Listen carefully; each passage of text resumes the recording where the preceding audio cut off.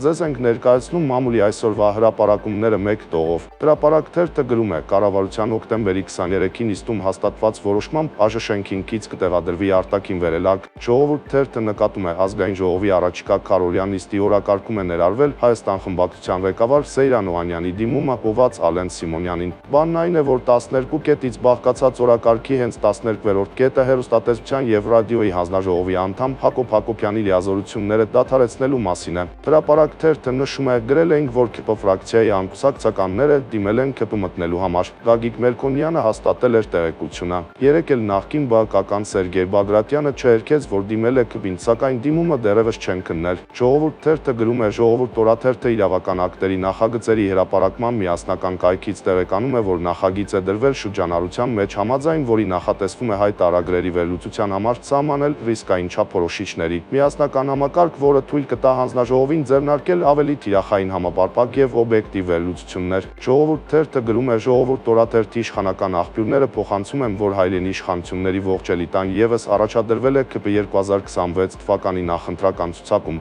Կառավարության ու տարբեր գերատեսչությունների ղեկավարները, ինչպես նաև կարկառուն ԿՊ-ականներն ու մի շարք այլ պաշտոնյաներ արդեն հայտեր են ներկայացրել 2026 թվականի խորհրդանականը։ Հրապարակ թերթը փոխանցում է Արդարադատության նախարար Սրբուհի Գալյանը նախօրեին հայտնել է, որ Սահմանադրության նոր տեքստը պատրաստ կլինի 26 մարտին։ Նման հանձնարարություն ունի Սահմանադրական փոփոխությունների խորհուրդը։ Ժողովուրդ թերթը գրում է. նոյեմբերի 22-ին իշխանական ողջ էլիտան կառավարության տարբեր գերատեսչությունների ներկայացուցիչներ մարզաամերգային համալիրում մասնակցեցին պետական մարմինների ներկայացուցիչների առաջին համաժողովին։ Արմնուր-ԵՄ տեղեկանում է, որ ՀՀ վարչապետի աշխատակազմը համաժողովի կազմակերպման համար ծախսվել է 42 միլիոն 90 հազար դրամ։